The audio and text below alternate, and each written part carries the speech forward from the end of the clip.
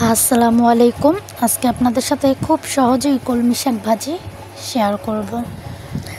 প্রথমে আমি কলমি শাক ভাজিটা কুচি করে নিয়েছি, তারপর এটা পানি দিয়ে ধুয়ে নিয়েছি, খুব ভালো করে ধুয়ে নিয়েছি। তারপর এটা কড়াইতে আমি সেদ্ধ করতে দিয়ে দিব। দেখেন আমি সেদ্ধ করতে দিয়ে দিয়েছি কড়াইতে। তারপর অল্প একটু লবণ দিয়ে দিব অল্প একটু হলুদের গুঁড়ো দিয়ে ভালো করে নেড়েচিড়ে মাখিয়ে নিতে হবে। ভালো করে মাখিয়ে নিয়ে আমি ঢাকনা দিয়ে ঢেকে দিব। আমি কিন্তু কলমি শাকটা মাটির চুলায় রান্না করতেছি। মাটির চুলার তরকারি কিন্তু অনেক মজা হয়। আমি সবসময় মাটির চুলায় রান্না করি,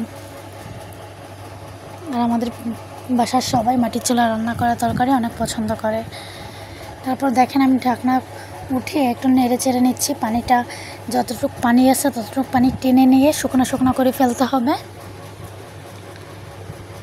শুকনো করে ফেলতে হবে। তারপর দিয়ে দিব কাঁচামরিচ।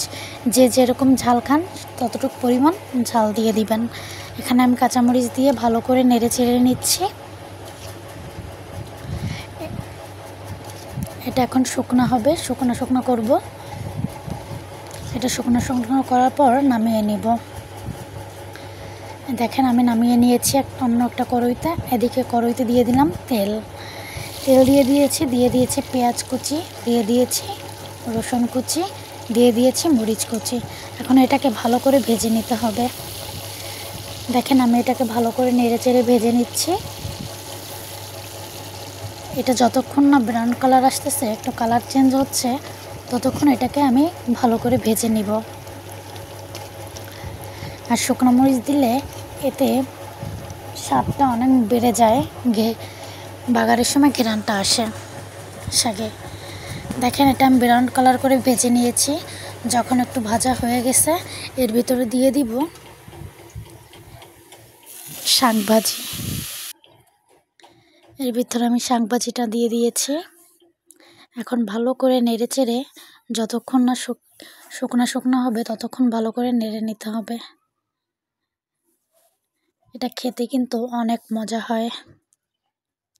দেখেন আমি ভালো করে নেড়ে চেড়ে নিচ্ছি, জানি একটুও পানি না থাকে। ভালো করে শুকনো করে নিচ্ছি। দেখেন আমারও ধোঁয়া উঠতেছে, কিন্তু চুলায় রান্না করলে এরকম ধোঁয়া ওঠে। দেখেন